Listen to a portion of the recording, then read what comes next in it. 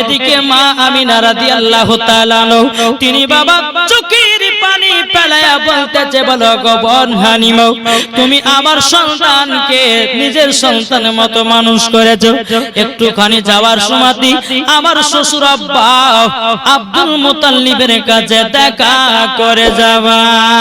বেরাদর ইসলাম মাদ্রাসা মানে কিরম, যখন বাবাজি কথা বলো, বলার পর হযরতে মা হালিমা রাদিয়াল্লাহু তাআলা তিনি বাবা নবীকে মক্কাতে আপনার রেখে দিও, টুকটুক টুকটুক করে আপনার হযরতে আব্দুল মুতাল্লিবের কাছে গেলেন। যাওয়ার পরে বলতে বলে, হুজুর গো, আপনার পোতা তো আমার বাড়িতে 6 বছর ছিল, আপনার পোতাকে দিয়ে গেলাম, আমার দায়িত্ব শেষ হয়ে গেল।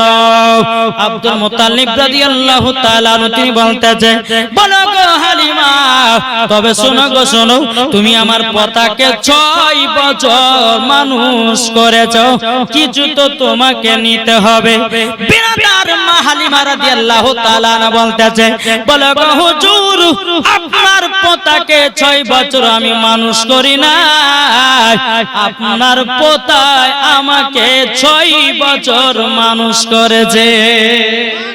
নারে তাকবীর, নারে রিসালাত, মাসলাক আলা হযরত আব্দুল মুতাল্লিব রাদিয়াল্লাহু তাআলা তিনি বলতেছে, বলো গো হালিমা, তুমি যে বললা 6 বছর তুমি মানুষ করনি, আমার পোতাই মানুষ করেছে, ব্যাপারটা আমি বুঝতে পারলাম না।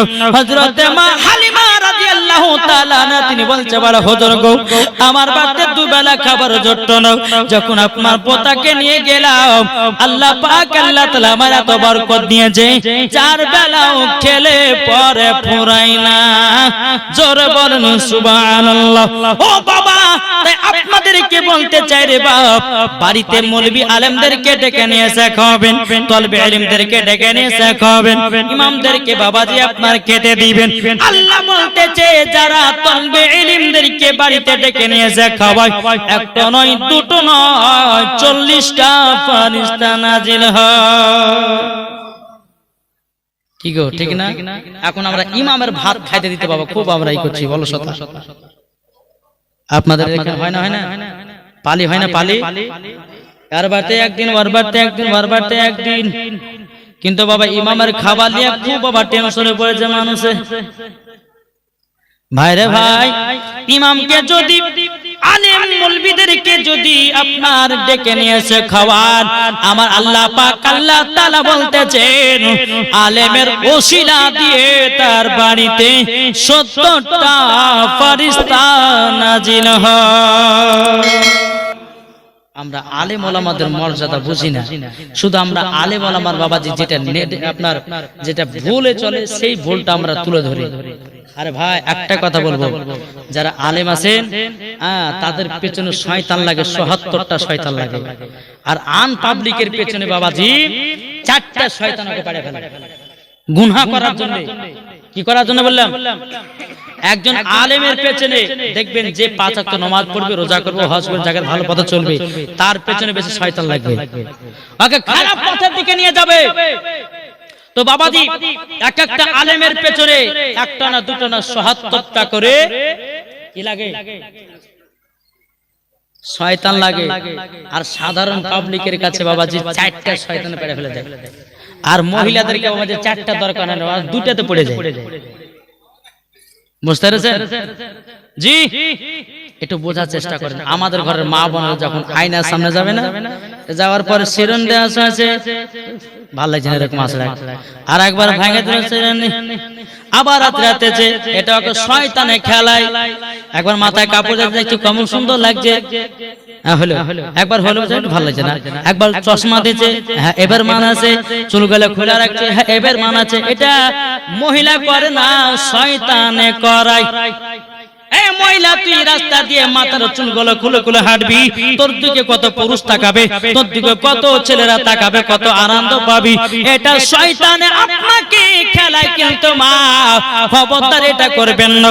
রাস্তাতে বাড়াবেন, পর্দা সহিত চলবেন, রাস্তাতে বাড়াবেন, আপনার শরীরের আপনার অঙ্গ প্রত্যঙ্গ গুলো কি সুন্দরভাবে ঢুকে আপনার চলবেন, জীবনে কোনোদিন শয়তান লাগতে পারবে না। জোরে বলেন সুবহানাল্লাহ। বাবাজি মুসলমান। তো মা হালিমা বলতেছে, হুজুর গো, আমি তো আপনার পোতাকে মানুষ করিনি, আপনার পোতাই আমাকে 6 বছর মানুষ করেছে। কিন্তু বেরাদার হযরত আব্দুল মুত্তালিব রাদিয়াল্লাহু তাআলা তিনি বলতেছেন, কেন? যবে যাই হোক, আমি তোমাকে কিছু ইনাম পুরস্কার দিতে চাই। বলে কি পুরস্কার? তখন বাবাজি মা হালিমাকে একটা নয় দুটো নয় বাবাজি 100টা উট ইনাম দেওয়া হলো। কটা উট দিলেন? 100টা উট দিলেন। দেওয়ার পরে কিন্তু মা হালিমার মনটা বাবা খারাপ। আচ্ছা, আপনাকে যদি কেউ 100টা উট দেয়, এতে আপনি খুশি হবেন না মন খারাপ হবে? খুশি হবেন না? কিন্তু মা হালিমা 100টা উট পাওয়ার পরে মনটা খারাপ। হযরত আব্দুল মুত্তালিব রাদিয়াল্লাহু তাআলা তিনি বলতেছেন, বলো গো হালিমা, কি ব্যাপার? আমি তোমাকে 100টা উট দিয়েছি বলে তুমি কি রাগান্বিত হয়েছো? তুমি কি খুশি হও নাই? তখন বেরাদার মা হালিমা রাদিয়াল্লাহু তাআলা না বলতেছে, ওগো হুজুর, আপনি তো আমাকে 100টা উট দিয়েছেন, কিন্তু উটের তো একটা লাগাম থাকে। ওগো হুজুর, এই লাগামটা তৈরি করতে গেলে তো টাকার দরকার আছে, আমার কাছে তো সেই টাকাটা নাই। হযরত আব্দুল মুত্তালিব রাদিয়াল্লাহু তাআলা তিনি ভাবে একটু সোনার পুরিয়া দিয়ে দেখালো, এ হালিমা নাও, সোনাটা নাও, এই সোনা বিক্রি করে সমস্ত উটের মুখের লাগামগুলোকে বানায় নিব। যখন বাবা যে কথা বলার পরে হযরত মা হালিমা রাদিয়াল্লাহু তাআলা আনন্দতে বাবা 100টা উট নিয়ে যাচ্ছে তয়ফে। যে নারীগুলো হালিমার প্রতি বাবা হিংসা করতেছিল, তারা বাবা দেখতেছে কি ব্যাপার, হালিমা 100টা উট নিয়ে আসতেছে কোথা থেকে। ওই নারীগুলো বলতেছে, বলে হালিমা, ও হালিমা, কি ব্যাপার, কি ব্যাপার, কোথা থেকে উট পেয়েছো, বলো না, বলো না। তো মা হালিমা বলছে, শোনো, আমার বাড়িতে যে ছেলেটা ছিল না, ওনাকে তো আমি দিয়ে আসলাম, তাই খুশি হয়ে আমাকে 100টা উট দিয়েছে। এরা বাবা যে সব মহিলা গেলে মাথা কপাল, হায় হায়, কি কপাল করলাম রে, কি করলাম, কেন ছেলেটা এসে মানুষ করলাম না রে। আল্লাহ বলছে, নাবিকে পেতে গেলে মা হালিমা হওয়ার দরকার আছে না নাই? কি গো, তোহারা সকিনা মর্জিনা ইরজিনা সেরজিনা পাবে না, পাবে কে? মা হালিমা। জোরে বলেন। এরা বাবা কপাল বাড়ছে, কেন নবীকে নিলাম না, কেন নিলাম না? আর আল্লাহ তোকে দিলে তো পাবে তুই, নাকি গো? বাবা যে মুসলমান, এখান থেকে মা হালিমার জীবনী শেষ। এবার চলে আসুন আমার নবীকে যখন মা হালিমা রাদিয়াল্লাহু তাআলা আনহা তিনি যখন মক্কাতে রেখে গেলেন, মন দিয়ে শুনছেন তো বাপ, শুনছেন তো বেরাদার? চলুন, আমার নবীজি কাবার কাছে হিলানা দিয়ে একটা দৃশ্য দেখলো। কি? কিছু কিছু বাচ্চা ছেলেরা পাহাড়ের উপরে উঠেছে।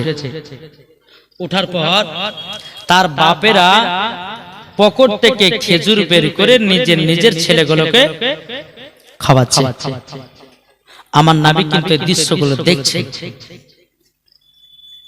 আমার নবীজি এক পা দুপা করে যখন বাবা আমার মা আমিনা রাদিয়াল্লাহু তাআলা আনহার কাছে গেলেন, যাওয়ার পরে বলছে, মা গো মা, আপনাকে একটা কথা জিজ্ঞাসা করব। হযরতে মা আমিনা রাদিয়াল্লাহু তাআলা আনহা বলছে, বেটা কি কথা বলো? বলো গো মা, আজকে আমি কাবার কাছে হিলানা দিয়ে বসেছিলাম গো মা। ও গো মা জননী, মা জননী, আমি দেখলাম কিছু কিছু বাচ্চারা পাহাড়ের উপর উঠেছে, তার আব্বারা পকেট থেকে খেজুর বের করে যেন তাদেরকে খাওয়াতেছে। ওগো মা, আমার আব্বা জান আছে কোথায়? যেমনি বাবা এই কথা বলেছে রে বাবা, হযরতে মা আমিনা রাদিয়াল্লাহু তাআলা তিনি বাবা চোখের পানি ফেলায় কান্না করতে লেগেছে। ওগো বেটারা, ও বেটা গো, হঠাৎ করে তোমার আব্বার কথা মনে করাইয়া দিল গো। ওগো আমার বেটা, তোমার আব্বা আমাকে এতটাই মহব্বত করত গো। ওগো বেটা, হঠাৎ করে তোমার আব্বার কথা মনে ফেলাইয়া দিলাও। ও বেটা গো, তুমি যখন আমার গর্ভে গিয়েছিলে গো বেটা তোমার আব্বা মুলকে সামে ব্যবসা করতে গিয়াও আর মক্কা জানো ফিরে আসলো না যখন বাবা এই কথা বলার পরে মা আমিনা রাদিয়াল্লাহু তাআলা আনহা তিনি বলতেছে বলো গো আমার বেটা হঠাৎ করে তোমার আব্বার কথাও জিজ্ঞাসা করলে কেন তখন বলছো গো মা জননী আমার আব্বা জানের কথা মনে পড়তেছে গো মা একটু বলুন না আমার আব্বা জান আছে কোথায় মা আমিনা রাদিয়াল্লাহু তাআলা না তিনি বলতেছে বলে বেটা গো তোমার আব্বা জান আছে মাকামে আবু আবা জায়গাতে তোমার আব্বা জানের কবর বেরাদর ইসলাম মুআদ্দাস সামানিকেরাও এ সোনা মানিকেরাও আল্লাহ পাক আল্লাহ তাআলা বলতেছে ও আমার বান্দা বান্দীরা তোমরা যদি নবীকে এক বিন্দু যদি mohabbat করে অন্ধকার কবরে যাও আমার আল্লাহ বলতেছে ওই কবরে কোন রকমের আযাব হবে না বুঝছো মা তাহলে আমার আব্বা জানের কবর আছে মাকামে আবু আবা জায়গায় বলে হ্যাঁ বুঝছো মা গো